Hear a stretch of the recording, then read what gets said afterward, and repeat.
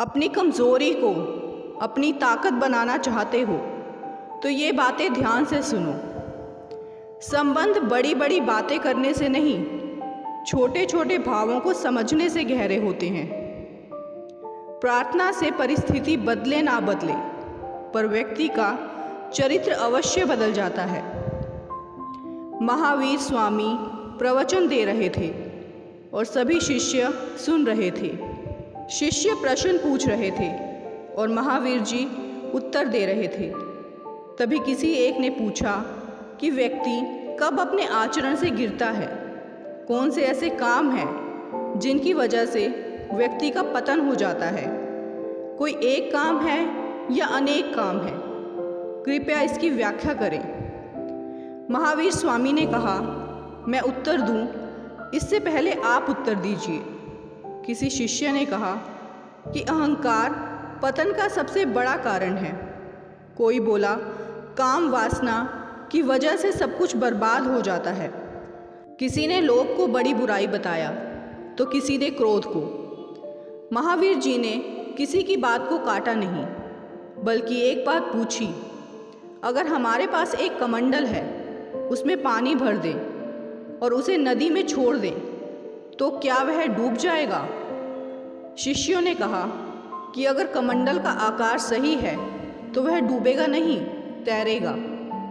महावीर जी ने पूछा, अगर उसमें छेद हो जाए? तो शिष्यों ने कहा, फिर तो डूब जाएगा। महावीर जी बोले, छेद बड़ा हो या छोटा, क्या इससे कोई फर्क पड़ेगा? शिष्य बोले, अगर छेद छोटा हो तो कमंडल देर से डूबेगा और छेद बड़ा होगा तो जल्दी डूब जाएगा। महावीर जी ने फिर पूछा, छेद अगर दाईं ओर हो तो कम फर्क पड़ेगा या बाईं ओर हो तो ज़्यादा फर्क पड़ेगा? सभी शिष्यों ने कहा, छेद कहीं भी हो, कमंडल डूबेगा ही। महावीर जी बोले, बस यही बात है। ये हमारा शरीर एक कमंडल की तरह है और बुराइयां छेद की तरह होती हैं। अगर अवगुण छोटा सा भी हुआ तो हमारा जीवन बर्बाद हो सकता है।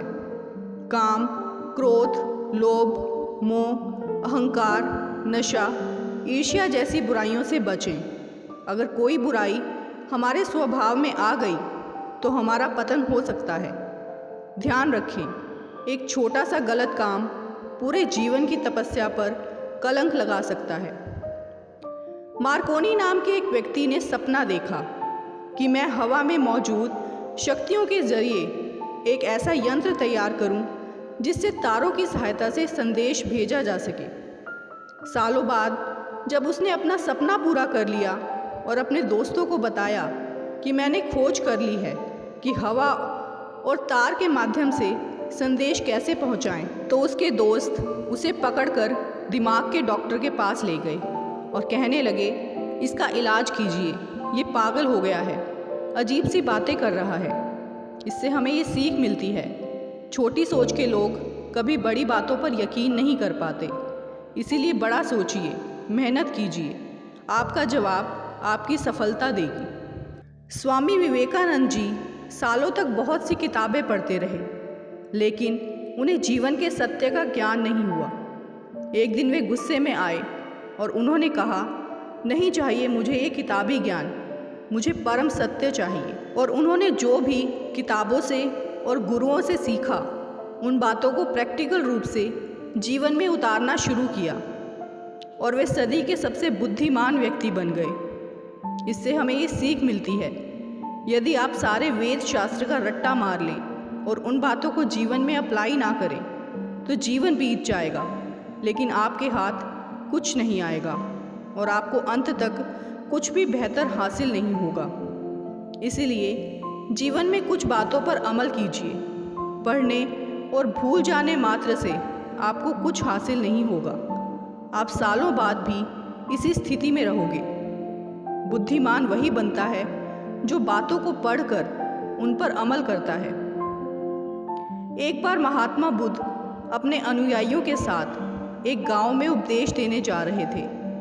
उस गांव से पहले मार्ग में उन्हें जगह जगह बहुत सारे गड्ढे खुदे हुए मिले। बुद्ध के एक शिष्य ने उन गड्ढों को देखकर जिज्ञासा प्रकट की, आखिर इस तरह गड्ढे के खुदे होने का तात्पर्य क्या है? बुद्ध बोले, पानी की तलाश में किसी व्यक्ति ने इतने गड्ढे खोदे हैं। यदि वह धैर्यपूर्वक एक ही स्थान पर गड्ढा खोदता तो उसे पानी अवश्य मिल जाता, पर वह थोड़ी देर गड्ढा खोदता और पानी न मिलने पर दूसरा गड्ढा खोदना शुरू कर देता। व्यक्ति को परिश्रम करने के साथ धैर्य भी रखना चाहिए। एक बार हनुमान जी ने प्रभु श्री राम से कहा कि अशोक वाटिका में जिस समय रावण क्रोध में भरकर तलवार लेकर सीता माँ को मारने के लिए दौड़ा, तब मुझे लगा कि इसकी तलवार छीनकर इसका सिर काट लेना चाहिए। किंतु अगले ही क्षण मैंने देखा कि मंदोदरी ने रावण का हाथ पकड़ लिया। यह देखकर मैं गदगद हो गया। यदि मैं कूद पड़ता तो मुझे भ्रम हो जाता कि यदि मैं ना होता तो क्या होता। यदि मैं ना होता तो सीता माता को कौन बचाता।